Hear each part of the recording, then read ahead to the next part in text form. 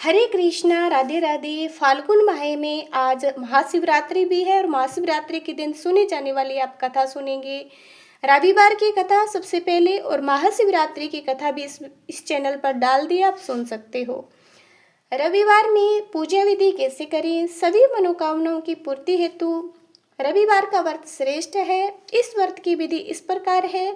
प्रातः काले स्नान आदि से स्वस्थ वस्त्र धारण करें, शांतचित्त होकर परमात्मा का स्मरण करें। भोजन एक समय से अधिक नहीं करना चाहिए। भोजन तथा फलाहार सूर्य के प्रकाश रहते कर लेना उचित है। यदि निराहार रहने पर सूर्य छिप जाए, दूसरे दिन सूर्य उदय हो जाने पर अर्घ्य देने के बाद ही भोजन करें। व्रत के अंत में व्रत कथा सुननी चाहिए। व्रत के दिन नमकीन तेल युक्त भोजन ना करें।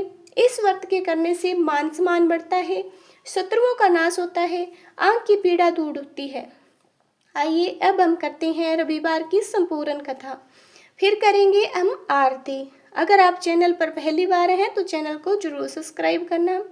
एक बुढ़िया थी, उसका नियम था कि प्रत्येक रविवार को सवेरे ही स्नान आदि कर, घर को गोबर से लीप कर, फिर भोजन तैयार कर, भगवान को भोग लगाकर स्वयं भोजन करती थी।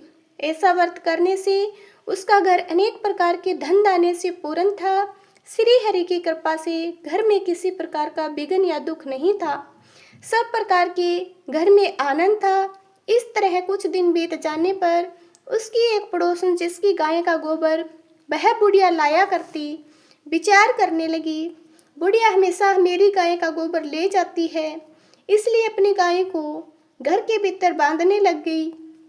बुढ़िया को गोबर न मिलने से रविवार के दिन वह अपने घर को न लीप सकी, इसलिए उसने न तो भोजन बनाया, न ही भगवान को भोग लगाया, स्वयं भोजन नहीं किया। इस प्रकार उसने निराहार व्रत किया। रात्रि हो गई, भूखी सो गई। रात्रि में भगवान ने उसे सपने में दर्शन दिए और भोजन न बनाने, भोग न लगाने का कारण पूछा। बुढ़िया माई ने गोबर न मिलने का कारण सुनाया। तब भगवान ने कहा, माता, हम तुमको ऐसी गायें देते हैं जिससे सभी इच्छाएं पूर्ण होती है, क्योंकि तुम हमेशा रविवार को गाय के गोबर से घर लीपकर, भोजन बनाकर, मेरा भोग लगाकर खुद भोजन करती हो। इससे मैं खुश होकर तुमको वरदान देता हूँ। निर्धन को धन, बांझ स्त्रियों को पुत्र देकर दुखों को दूर करता हूँ तथा अंत में मोक्ष देता हूँ। सपने में ऐसा वरदान देकर भगवान तो अंतर्ध्यान हो गए।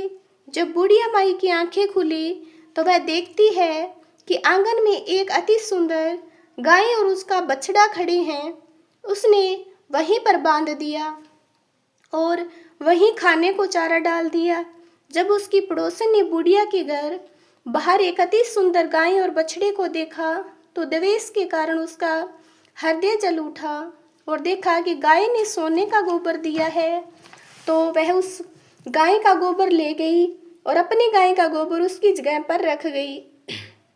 वह नित्य प्रति ऐसा ही करती रही और सीधी सादी बुढ़िया माई को उसकी खबर नहीं होने दी। तब सर्वव्यापी ईश्वर ने सोचा, चलाक पड़ोसन के कर्म से बुढ़िया माई ठगी जा रही है, तो ईश्वर ने संध्या के समय अपनी माया से बड़े जोर की आंधी चला दी।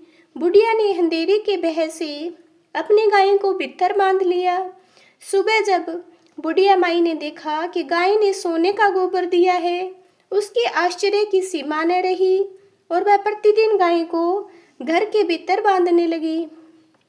उधर पड़ोसन ने सोचा कि बुढ़िया माई गाय को घर के भीतर बांधने लगी है, उसका सोने का गोबर उठाने का दाव नहीं चला, तो वह ईर्ष्या से जल उठी और कुछ उपाय न देख पड़ोसन ने उस देश के राजा की सभा में जाकर कहा, महाराज, मेरे पड़ोस में एक बुढ़िया माई के पास ऐसी गाय हैं जो आप जैसे राजाओं के ही योग्य है।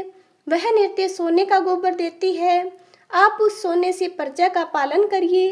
वह बुढ़िया इतने सोने का क्या करेगी। राजा ने यह बात सुन अपने दूतों को बुढ़िया के घर से गाय लाने की आज्ञा दी। बुढ़िया सुबह ईश्वर का भोग लगाकर भोजन ग्रहण करने ही जा रही थी कि राजा के कर्मचारी गाय को खोलकर ले गए। बुढ़िया माई काफी रोई चिल्लाई किंतु कर्मचारियों के सामने कोई क्या कहता। उस दिन बुढ़िया माई गाय के वियोग में भोजन न कर सकी। रात भर रो रो कर ईश्वर से गाय को पुनः पाने के लिए प्रार्थना करती रही।